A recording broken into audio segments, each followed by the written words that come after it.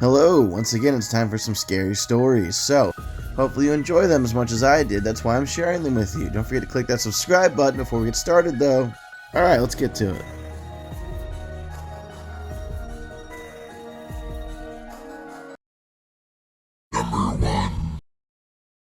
While we're on the topic of Hollyweird, do I have the story for you? Okay, this is coming from a woman who's claiming to be the side piece of an actor who is publicly in a relationship, but he's telling her that it's not a real relationship and it's just for his public-facing persona. He's also telling her that he's 400 years old and is immortal. Before I get into the story, though, I have to read you a legal disclaimer from my lawyer. This story, as well as all other stories shared on Spooky Scary Storytime, was submitted by a listener and is being shared for storytelling and entertainment purposes only. Names and identifying details have been altered or omitted. There is no way to verify the claims made in this story, and they should be taken as personal experience, not fact. This content does not reflect the views or beliefs of the creator, aka me.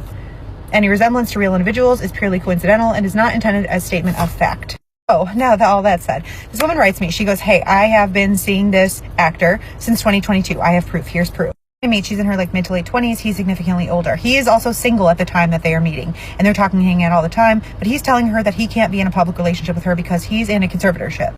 Over the next couple years, they grow close. They're still talking all the time. They're still seeing each other all the time. He ends up telling her that he's falling in love with her. He also reveals personal details about himself, like that he struggles with depression and bipolar disorder. He is honest with her about his relationships. He tells her that he's been hooking up off the record with an A-list singer, we'll say, and said A-list singer is also a lot younger than him. And so the person who said this story says, "Oh, I didn't know that she was interested in people like you. I never saw her date anybody like you." And he says, "Well, she's actually not the age that she says she is. She's a lot older." This conversation is sort of where her relationship with him gets a little bit creepy, because he starts telling her all sorts of things like, "Well, you know, a lot of people like me are not really our real ages like we say that we are. We're a lot older. I'm 400 years old. I've actually been a few other people in my life. As for example, I have been an old country singer that is no longer with us." And she says, "Well, that doesn't make sense because he was alive up until X year when you were also alive."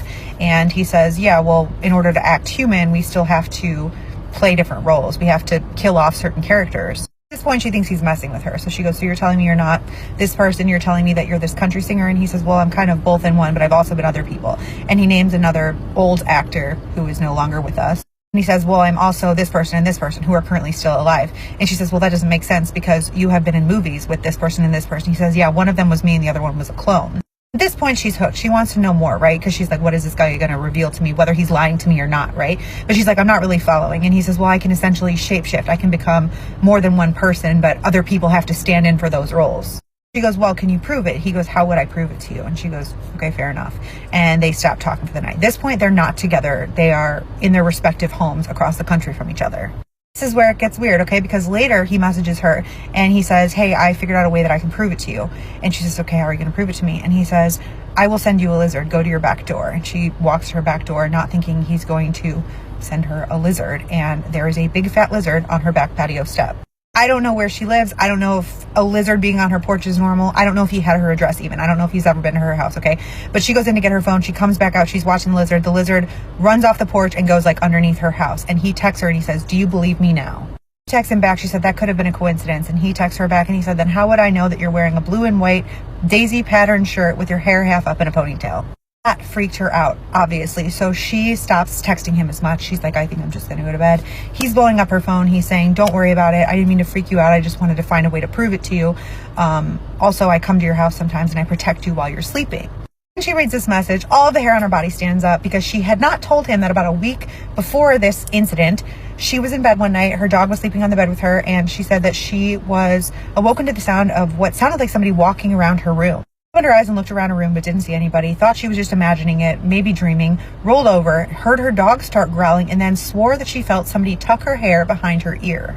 She doesn't tell him this. She doesn't text him back, but he texts her again and he says, "I actually really love you. I don't want to scare you. I want you to know that I'm protecting you from things that are evil. I'm not evil. I'm just what I am."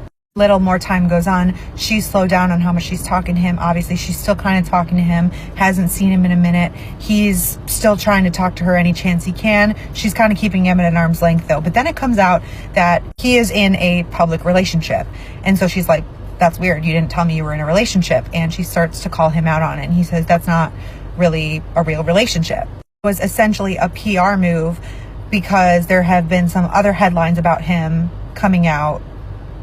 And I can't really say much more than that. This new relationship is essentially to distract people from those headlines. He said, I don't know if he's a narcissist who is lying to me and just seeing what he can get away with telling me and what I'll believe. Or I don't know if there's any truth to this. But he also tells her that the whole idea of celebrities having clones, they do, but it's not because they've been cloned. It's just that they use them essentially as body doubles. Way to split souls. So she's still talking to him as far as I know. Make of this what you will. And can't prove any of this. Can't say that any of this is factual. This is just a place to share stories. Well, we're on Number 2. Bitch, let me tell you the cheese man. All right, so I have a cousin right here in San Antonio, and she works at a fast food restaurant. She was working Halloween night from 8 to 2. All right, 2 in the morning. So she's like, dude, comes in a fucking guy, and she was like, he scared me. He gave me the creeps. No, what? She was like, we were not busy at all. It's like, mind you, he has a hoodie over his eyes majority of the time. She is like, he comes up to the counter and he's like, miss, I'm hungry, but I don't have no money. And she was like, well, you know what? I felt bad. Because I felt bad because I was scared of him. She was like, so I was like, fuck it. I told him, I'll buy you your food. So he orders, they make him the food. He grabs his tray and he goes sits down in the corner. She's like, I forgot completely about him, dude. She's like, I'm scrolling on fucking TikTok, and for some reason I look at the time, and she's like, I kid you not, it's midnight, like right on the dot, right? And she's like, dude, I look up, because she's like, you ever feel like someone's looking at you? It's like, I look up and it's him, and he's like there, like standing like on the fucking front counter. So I'm like, yeah. And he goes, oh, your soda machines are broken, can I get a refill? She's like, all right. So she's like, I go get him a refill. She's like, mind you, I still did not even make eye contact with this man. I bring him back his cup and he touches my hand, and then he goes, you're gonna be a real good mom, congratulations on your baby boy. And she's like, I don't have a boy. And he was like, but you're pregnant. And he goes, you really need to be careful. You need to shield your boy from all kinds of weird things that are out here. They're out to get babies. And she was like, what? And he was like, but congratulations, you're gonna be a really good mom. And she goes, and like when he says you're gonna be a real good mom, she says, like, he pulls his hoodie back a little bit. She was like, fuck no. She's like, this guy was not human. She says that he didn't have circle eyes. She's like, no, his eyes were like diamond. She says they're like diamond shape, right? She says that's what it is. He didn't have a little hole. Like, he didn't have a little circle. Like, you know, we have circle and then a little circle, another little circle. She was like, no, he didn't have that shit. It was just all black. And then she said, like, he looked like he was like a lizard or something like that. That's what she said. A lizard, not a wizard, a lizard. And she was like, dude, I don't know what the fuck it was. He was like, he grabbed his drink and he went outside. And I'm like shocked. She was like, I'm fucking shocked, right? She was like, because she's like, mind you, I had been feeling sick, nauseated, and I had been suspicious that I was pregnant, but I was like putting it off, like, whatever. She's like, dude, I took a fucking pregnancy test, and guess the fuck what? I'm pregnant. She's like, you're the first one I'm calling to fucking let know. She's like, but I'm freaking out because I'm scared that this fucking man somehow implanted an alien baby in me. I said, bitch, that man did not. You know who it was. No, but she's like, no, dude, I'm freaking out. Like, what the fuck was he? She was like, he was not human. Like, how did he fucking know? What do you guys think that shit was? Like, what, or that person was? Like, what, or was it a person? Was it a human? Or what do you think she encountered? Because that's fucking weird, right? Like, that's some crazy shit, dude. Number 3. I met someone who was almost famous, and they told me the weirdest thing that I've ever heard. The story was sent to us by someone who we're just going to call V, and V said, let me preface this story by letting you know that I am not crazy, and I am not even sure that I believe this, and I can't prove that it wasn't just the rantings of a melted brain or the speech of someone who was highly inebriated, but it's the weirdest thing that anyone has ever told me, so I'm going to tell you. I took a poll, you guys voted on it, you said you wanted to hear the weird ones too, so here it is. In her email, V told me that this happened a couple of years ago. They were at a party in their hometown. All their friends were there, people that they knew loosely, people that they didn't really know, and at the party was this one guy who they said that we can just call Mike. Mike was pretty well known locally as the guy who almost made it. They said that Mike was a super talented musician. He really only played the local bar scene, which wasn't much because their town was small. But at one point, Mike almost had it all. The record deal, the fame, the money. But he just came back home. As this party goes on, it's getting later and later. V said that they are some of the last people there. It's V, 2 of her friends, Mike, and the host. V said, I'm the designated driver. At this point, it's 2 a.m. I'm ready to go home. You could tell by the way that Mike was talking that he was highly inebriated. He did not need to be behind the wheel, so V offered to take him home. Even though it was going to be 30 minutes out of the way, as long as that kept someone safe, V was fine with it. Mike agrees, and they all pile into the car. Mike sits in the front seat, V's two friends sit in the back seat, V is driving. As V turns the car on and they start to pull out, the radio comes on, and Mike leans over and asks, hey, can you turn that off? V said they don't really think about it at all, and they're like, sure, no problem. Turns off the radio. Mike says, I could have been on the radio. And he just kind of laughs. He doesn't really seem like he regrets it or he's upset about it. He's just making a statement. I could have done this. He is just casually driving along at this point, just kind of looks at Mike and says, well, you know what? Maybe that lifestyle just wasn't for you. Maybe you're just, happy where you are. He said that Mike got this 50-yard stare looking out the windshield and just says, you have no idea.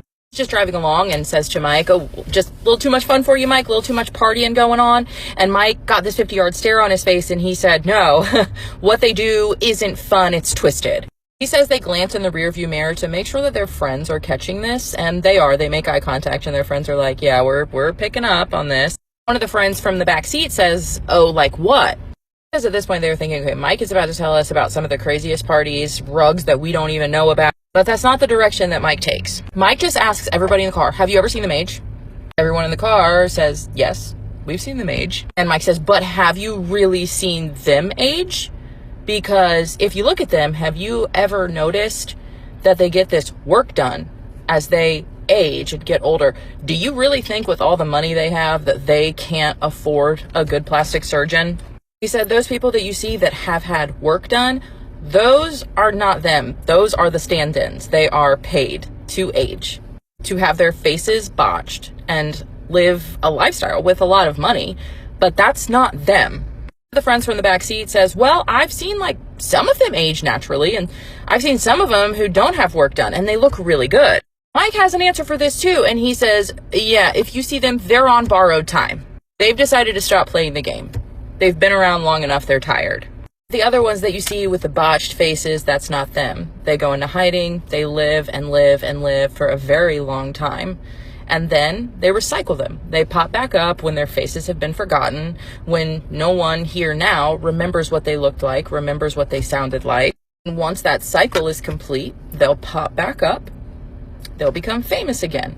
Because what's easier, training someone new on how the system works, or just recycling the same people who've already accepted it over and over and over? So V, entertaining this because V says, I love the rantings of drunk people, asks, okay, so what are they then? Mike looks at V and just says, old. V says you could have heard a pin drop in that car. Nobody's making a noise. They're all looking at Mike. They're waiting for what's about to come next. Mike goes on to tell them they've always been here. They haven't always been the same thing. It's not the fame that they want. It's the worshiping. It's that energy, because you want to love them. You admire them. And then they feed off of that. They've been called different things. Celebrities, kings, queens, prophets, whatever, throughout history. But they're the same thing.